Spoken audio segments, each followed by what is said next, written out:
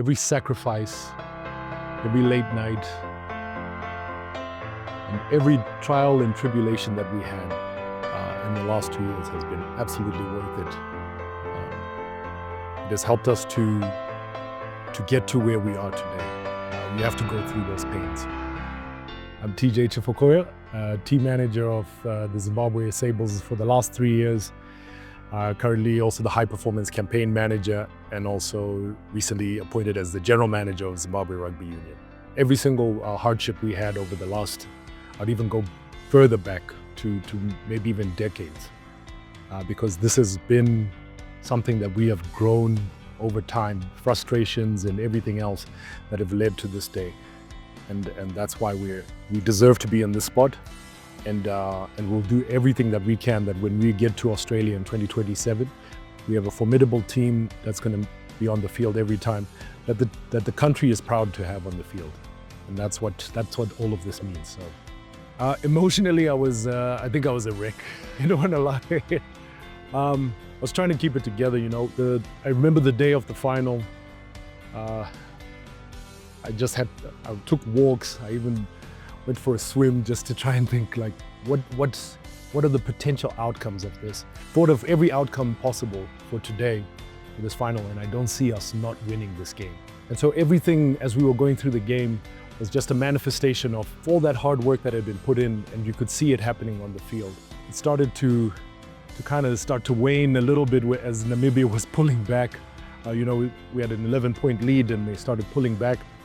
And when it was a 2-point difference, again, I was just like, there's no way. I don't feel that there's any way that they can score this. I could feel the tension around me, but I didn't feel tense. And I honestly feel that was a strong belief that we have had in that team. And we understood that they understood the mission and were ready to win this. We wanted it more than anyone else. And so this was just the universe giving us back what we had put in. Yeah. If you went back just a few months going into the tournament, you could start to see that this was something special. We're on the cusp of something special. A lot of hard work had been put in, and there was no one there that we were taking that was a straggler. Everybody knew that there was a mission, and I feel that was our competitive advantage. Administrators knew what they needed to do, the coaches knew what they needed to do, the players knew what they needed to do. The expectations were set, and the support systems were there for the players, especially when we were in Uganda. You know, we went through some challenging times there that maybe are not known to folks. You know, there was a virus that went around with the team. Guys were getting sick. That was well handled by the medical team. When we needed resources, we had resources available to make sure that the players were not left wanting. So everything that we could do, we did, and the players put in the work. So I think emotionally, the thought of, hey, we're about to get to the World Cup was becoming a reality, and so that final whistle made it all real. I'm really excited about the future. We're looking at a 2 to 4 year time frame.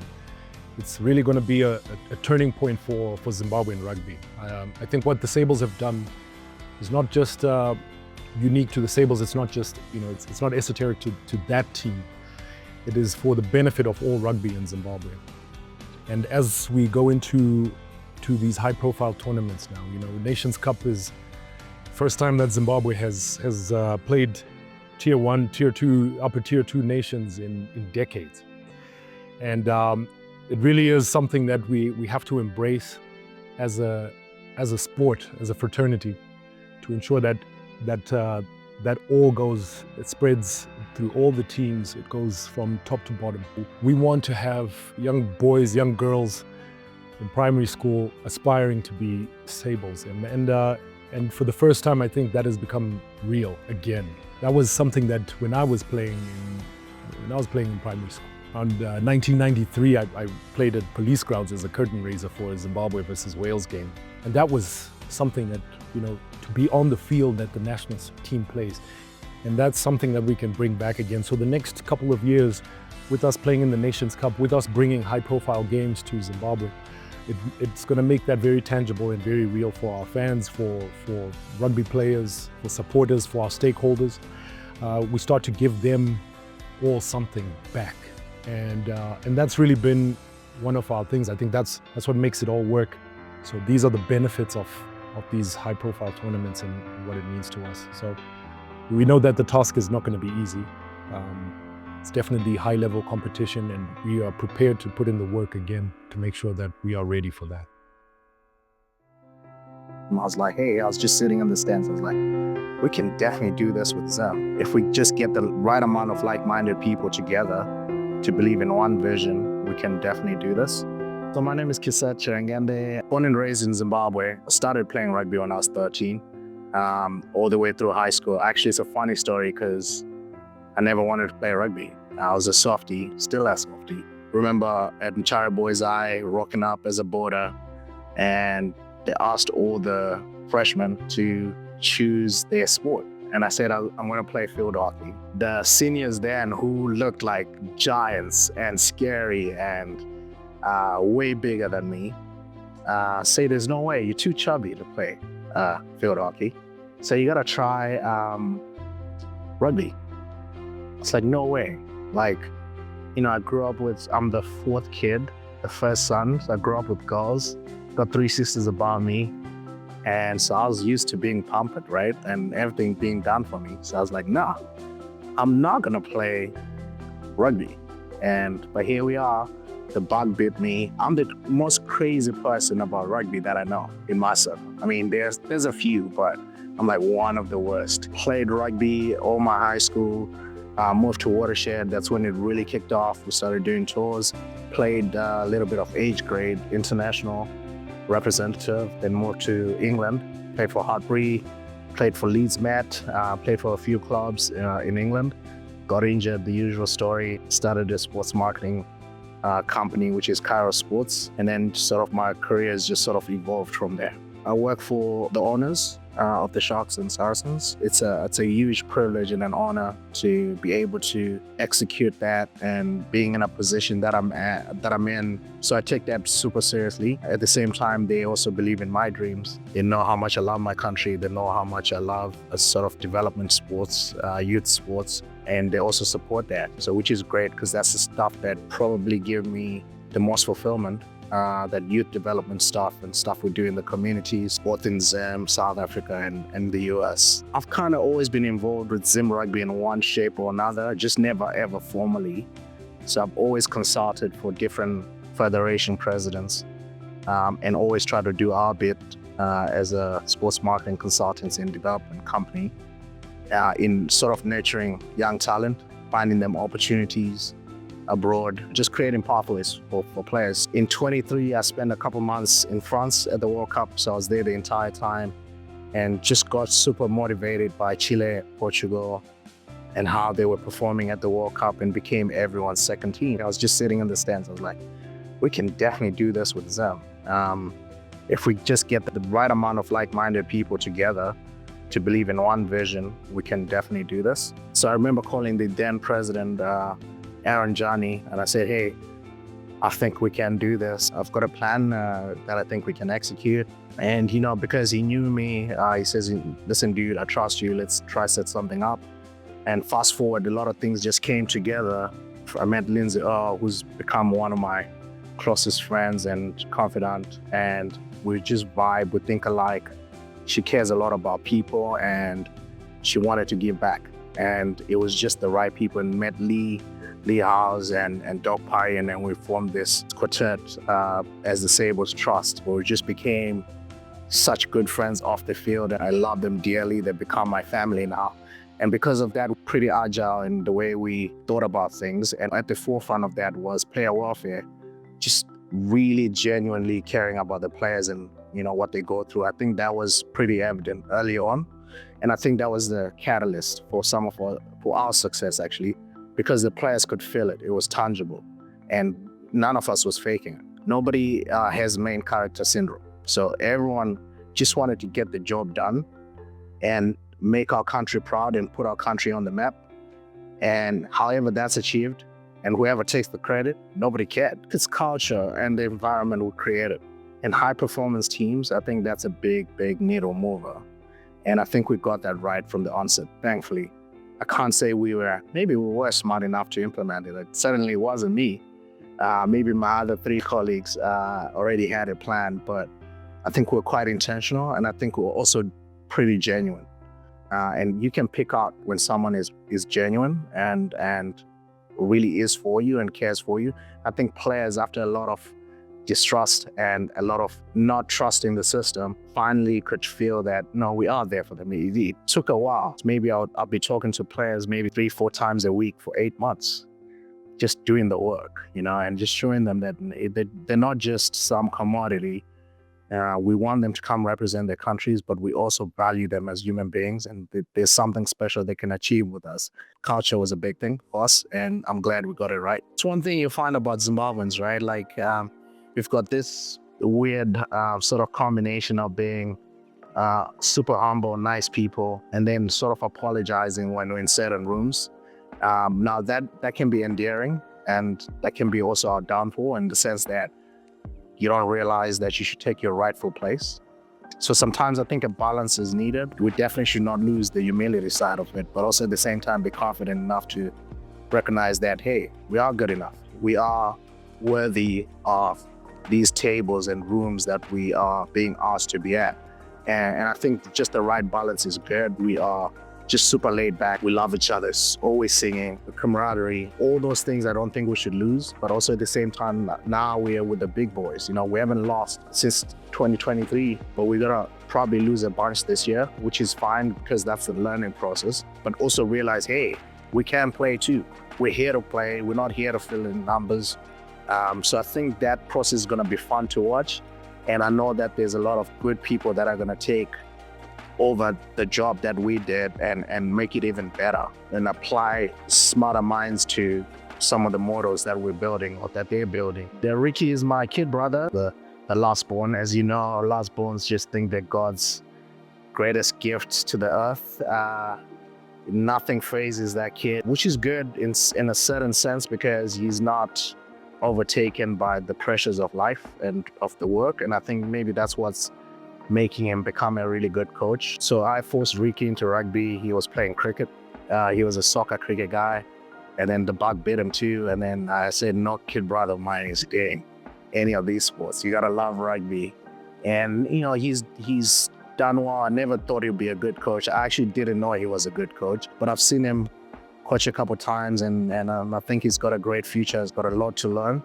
But he has the right stuff, the right makeup. If he continues working on his craft and he's diligent on that, I think he'll become a really a world-class coach. But I'm super proud of him for where he's landed from being one of the first black coaches at Marisburg College, moving back to Zim, becoming head coach of the Cheetahs, and obviously now with the Sables as part of the coaching staff there. And also him being able to go to the World Cup next year, represent our name, our family name. My dad would be so proud. Him and Pete are super close. Entire coaching department have such great chemistry. And I think that was another catalyst for our success. So, I mean, not much to say about that kid. Hopefully, he can, I don't know, we'll leave that for a family meeting, I guess. To be honest, right on from the onset, Jan 2024, and this is not arrogance or anything, I knew we would qualify. Like, I was so convinced. I've never been so sure. Maybe I have, but not that many things in my life that I can recall right now that I've been as sure of as that. I knew we were gonna qualify. We just needed the right people, like-minded people, and we had. We had a good team, we had a good backroom staff, with good trust board.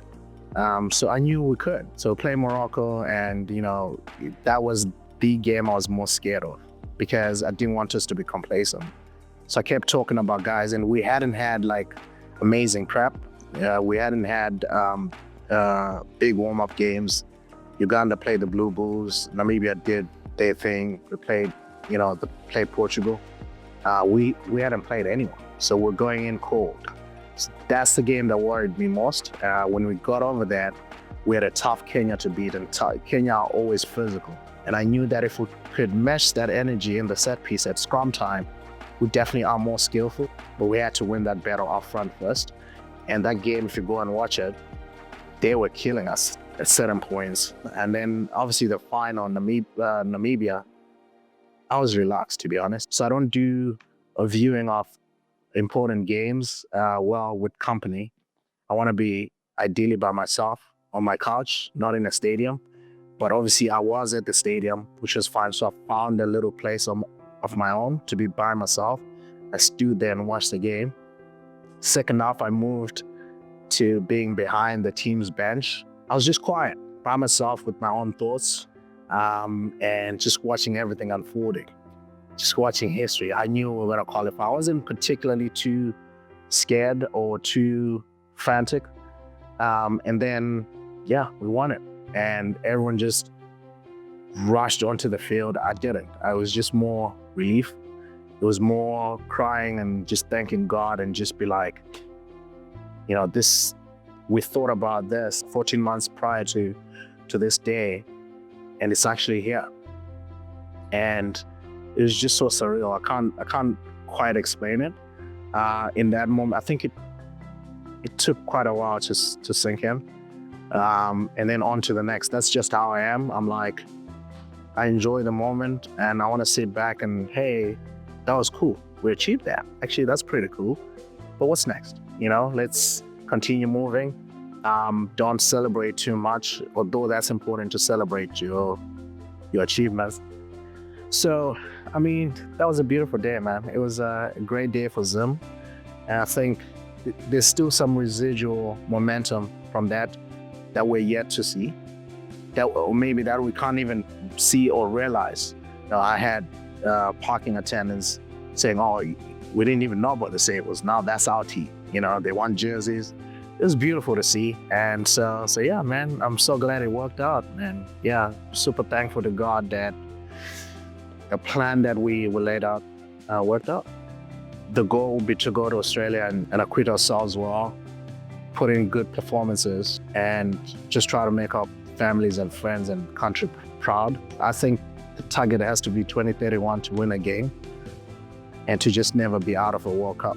That has to be, we cannot not attend a World Cup ever again. That has to be the goal. The good thing is now our government, our president, the corporate world is supporting us so much. It's been really humbling to just get some of these high-level offices just wanting to help the sport. And I think the benefit of that will be economic benefit to our country. I see sport as a big catalyst, and I can see that our government knows that, realizes that, recognizes that, and I can see with their investment in soccer and in rugby and what they're doing in sport, because sport can definitely bring all that benefit. It's a good time for Zim Rugby, and I think it will require a robust system, which we're currently going through to set that up with the IMC, and they're doing a phenomenal job. And once that's complete, I think we'll start seeing the results of that. Our high school program is good. It's just there's not enough depth. That's what we need to concentrate and create around depth, get the mission schools, government schools, all the other little private colleges involved to create this depth, because Zim always produces professional players, whether they play for us or not. And I think that's the thing that we've got to recognize and see as gold and look to harness that and keep building on that. So I'm pretty excited about our future, and yeah, it's going to be fun. Of course, one trophy for the gentlemen, and that's for